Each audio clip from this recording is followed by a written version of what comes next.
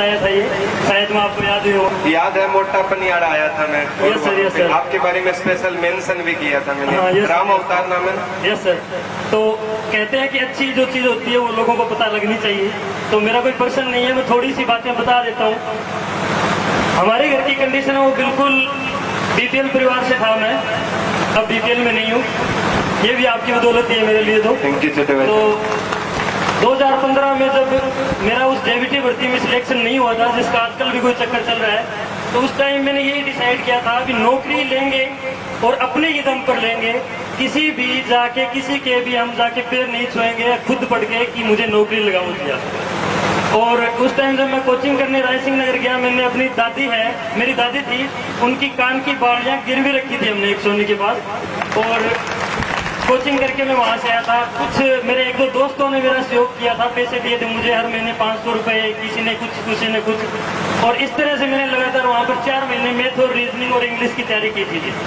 उसके बाद में हरियाणा में भी पेपर का प्रचलन शुरू हो गया था, तो हम सारी तैयारी कर रहे थे, एनसीईआरटी पढ़ रहे थे, लेकिन हरियाणा जीके का कोई हमारे पास अल्टरनेट नहीं था, और उस टाइम कोई बुक भी नहीं थी सर। एक सरस्वती क्लासेस की बुक आती थी, छोटी सी बुक थी, अच्छी थी लेकिन छोटी थी, पूरा मैटर नहीं था। उसके बाद में फिर मैंने आपकी क्लास देखनी शुरू की थी। Thank you sir. और ग्रुप डी क्लियर हुआ था मेरा। उससे पहले जब हरियाणा नहीं था तो स्टेट मेरे आज तक जितने भी हुए हैं 2021 तक सारे क्लियर है सर। सीटेट मैंने 3 बार लगातार क्लियर किया था सर। आरटेट मैंने लगातार 3 बार क्लियर किया था सर। और बाद में सीजीएल का प्री मैंने लगातार 2 बार क्वालिफाई किया था। मेंस में मैं रह जाता था क्योंकि मेरी ट्रिग्नोमेट्री वीक थी।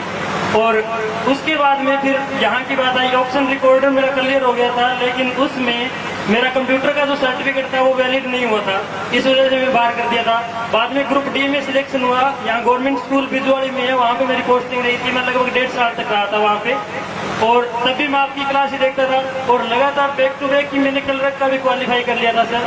मेरे 70 नंबर में 20 स्टूडेंट हूँ, और जनरल कैटेगरी में सिलेक्शन हुआ था सर मेरा ये। बहुत बहुत बधाई हो छोटे भाई। मैं आपका एक बार फिर से धन्यवाद करता हूँ सर। और गुरु द्रोणाचार्य जी, मैं एक बार फिर से थैंक यू छोटे भाई। फिर नहीं, आप तो दिलों में बसते हो, ऐसे बच्चे ये टीचर की जान होते हैं। और मैं राम अवतार भाई को ये पीछे 6 महीने पहले मिला था, उससे पहले जानता नहीं था। ऑनलाइन का स्टूडेंट है, और ऑनलाइन में प्यारे बच्चों हजारों बच्चों ने जॉब प्राप्त की है। मैं शायद किसी चंद बच्चों को जानता हूं जो मेरे पास आते हैं, लेकिन राम अवतार भाई आपने जो मेहनत की है ना, मैं हमेशा मेरे बच्चों को एक बात कहता हूं कि दुनिया ये खैरियत नहीं हैसियत पूछती है। आज आपको सभी को राम अवतार सर के नाम से जानेंगे, लेकिन कोई वो टाइम था जब आपके दोस्तों ने आपकी मदद की, शायद किसी ने आपकी मदद नहीं की। और मैं सभी बच्चों से एक बात कहना चाहता हूं कि जब हम हार जाते हैं ना, और उस टाइम हमारे कंधे पर जो हाथ बढ़ता है ना, वो प्यारे बच्चों तालियों से, जीत के बाद तालियों से बहुत ज्यादा मैटर करता है। तो जब भी कोई बच्चा मतलब रिजल्ट आता है, उसका सिलेक्शन नहीं होता ना, तो मैं उस बच्चे से करीबन आधा घंटा पर्सनली बात करता हूँ। और लेकिन जिसका सिलेक्शन हो गया उससे मैं बात नहीं करता, क्योंकि वो अब इस चीज से आगे बढ़ गया। उससे मैं ना बात करूँ तो भी कोई बात नहीं है, लेकिन टीचर का एक दायित्व बनता है कि जो उसका स्टूडेंट असफल हो गया, असफल एक वर्ड है ना, ये कोई वर्ड मैं मानता नहीं हूँ, ठीक है। तो कहने का मतलब है टीचर को उस टाइम आगे आना चाहिए जब अगर आप असफल होते हो ना, ये मानना कि आपकी सक्सेस है ना वो थोड़ा सा पोस्टपोन हो गई है, और इससे ज्यादा कुछ नहीं हुआ। उस टाइम टीचर को आगे आना चाहिए अपने बच्चों के। जॉब लगने के बाद तो दुनिया आती है ना।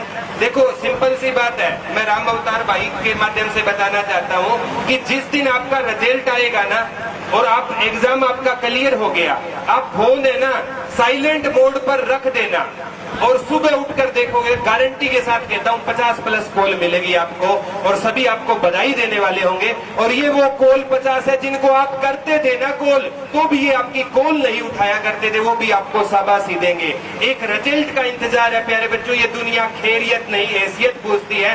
देर से बनो लेकिन जरूर बनो। थैंक यू बच्चों, जय हिंद, जय भारत।